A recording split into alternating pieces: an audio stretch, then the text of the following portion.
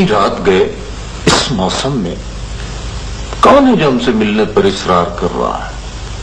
सरदार, नाम नहीं बताता, बीवी साथ है और लगता है लंबी मुसाफत तय करके आया है। कोई मुसीबत ज़दा जुल्म से भागकर पनाह के लिए आया होगा। तुमने बताया नहीं कि हमारे इलाके में दाखिल होते ही उसकी जान माल इज्जत की हिफाजत हमारी जिम्मेदारी हो गई?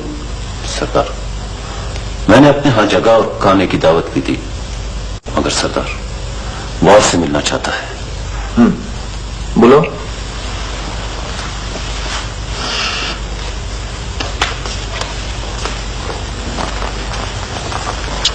अस्सलाम वालेकुम। वालेकुम अस्सलाम। वशाफ़े वजना में रहे। मेहमानों के आराम और खाने का बंदोबस्त करवाओ। नहीं सरदार, मुझे तन्हाई में आपसे जरूरी बात करनी है। पहले आराम तो कर लो, थके हुए आए हो। बात करने में हुज्जत है सरदार। हाँ बाबा। तुमने सरदार का हुक्म नहीं सुना? वफादार साथी लगते हो।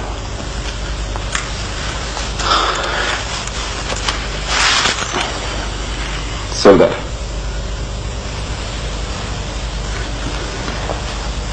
वो तुमने अपना चेहरा छुपाया हुआ है, लेकिन तुम्हारी आंखें बता रही हैं कि तुम पर एतमाद किया जा सकता है। तुम्हारी रगों में अच्छा खून है। मेरे अंदाजे गलत नहीं हुआ करते। तुम सरदारों के खानदान से हो। पहचानने के लिए हजार हजार तशक्कुर सरदार। हमें आपकी पनाह दरकार है। पनाह तो अल्लाह से मांगो, उसी की दस्तरस में सब कुछ। जिसे वो पनाह नहीं देता उसका कहीं ठिकाना नहीं होता। लेकिन सरदार, हम अल्लाह से भागे हुए नहीं हैं। तो फिर मैं दुनिया की हर ताकत के मुकाबले में तुम्हारी हिफाजत का जिम्मा लेता हूं। और ये पनाह उसी वक्त शुरू हो गई थी जब तुमने मेरे इलाके में पहला सांस लिया था। मुझे इस सरदार की जबान पर भरोसा है। तुम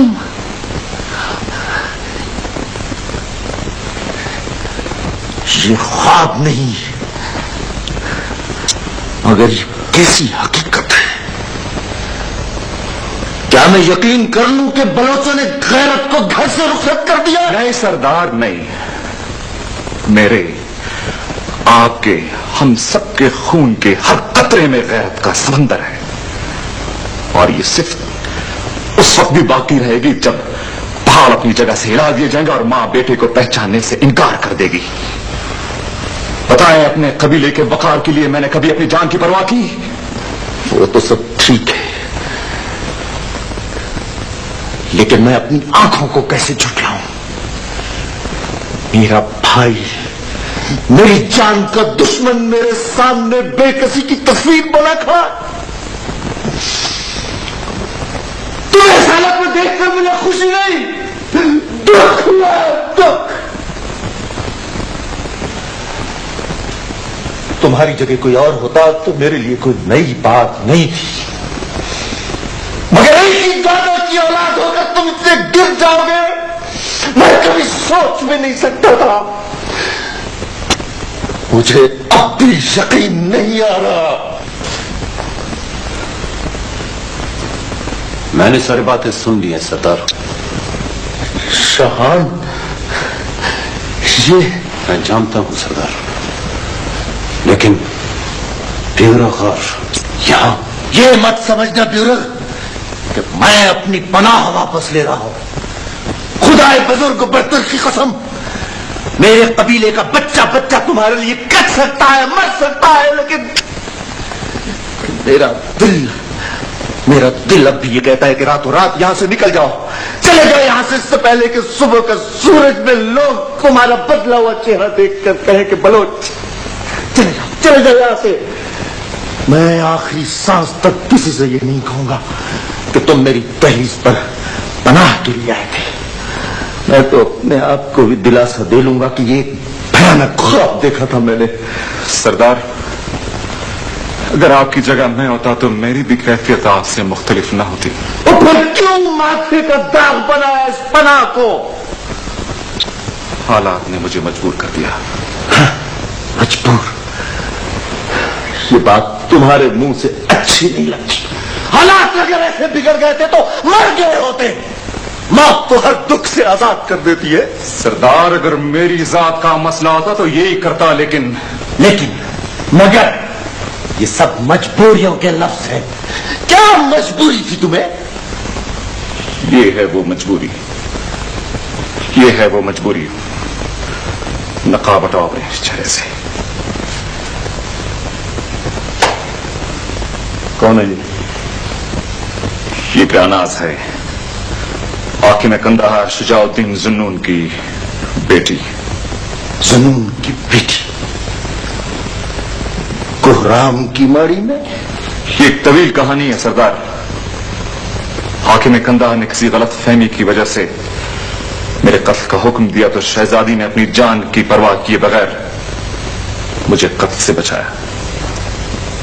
ان کی اس جسارت پر ان کی جان کے لیے خطرہ پیدا ہو گیا تھا، اس لیے میں انہیں اپنے ساتھ لایا ہوں. میں نے راستے میں قدم قدم پر شہزادی کی عزت اور وقار کی حفاظت کی ہے. یہ ٹھیک کہہ رہے ہیں سردار. تمہارے تعاقب میں آنے والا طوفان اب مجھ سے گزر کر ہی چاکر تک پہنچے گا. تمہارا حسن بھی ایک سچ ہے اور میرا فن اس کی تشریح. میری شاعری تو کچھ بھی نہیں ہے. اگر کچھ ہے تو تمہارا حسن یا پھر اس کا پرتاؤ.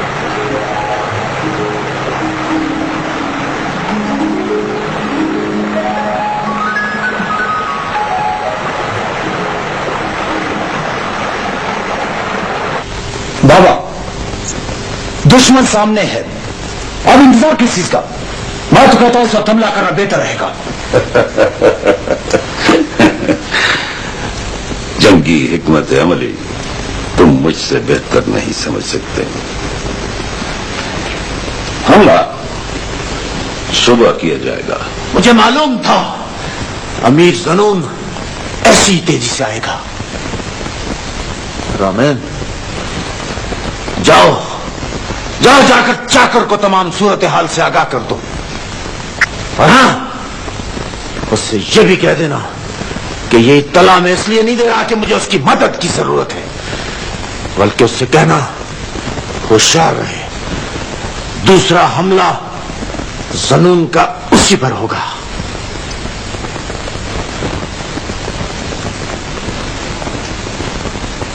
سردار مجھے اجازت دیں، میرا جلد واپس پہنچنا بہت ضروری ہے. ٹھہرو. فی الوقت مسئلہ بیورخ کی پناہ کا نہیں، ہمارے قاقا ہے، اور ایسے وقت میں گہرام کو تنہا نہیں چھوڑا جا سکتا. کپتان، فوج کو فوری کوچ کا حکم دو. شاہان، مہمانوں کے کھانے کا بندوبست کرو. نہیں سردار، مجھے میری صاحب گوئی پر معاف کر دینا. میں آپ کے گھر کا نمک نہیں کر سکتا. آج وقت اور حالات نے ہمیں یکجا تو کر دیا ہے، لیکن کل کا کیا پتا. شاید آنے والی کل مجھے پھر آپ کے خلاف تلوار اٹھانی پڑے، کیونکہ قطب نما کا رخ ہمیشہ شمال کی طرف ہوتا ہے. کیوں بالاج؟ سردار. ہاں بابا. میر رامین تنہا نہیں پہنچا. سردار چاکر اس کے ساتھ آپ کو ملنے کے لیے آئے.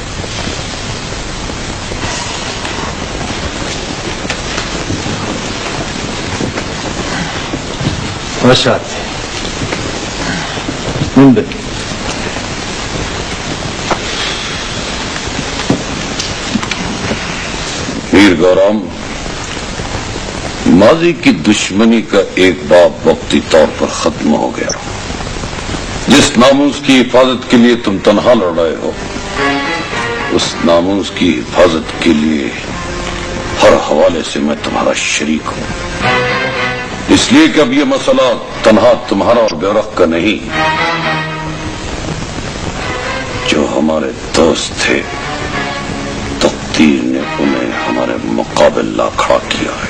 मैं भी ये बोझ तन्हाई सह लेता, चाहे उसका अंजाम कुछ भी होता, लेकिन तुम्हारी शिरकत के हक को मैं रद्द नहीं करूंगा।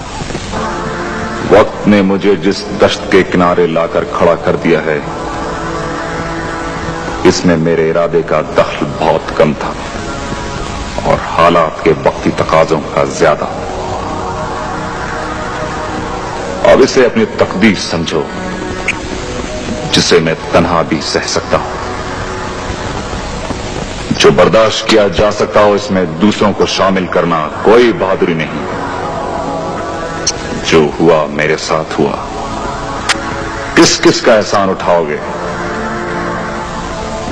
बेहतर है सब कुछ बहादुरों की तरह तन्हाई सह लो।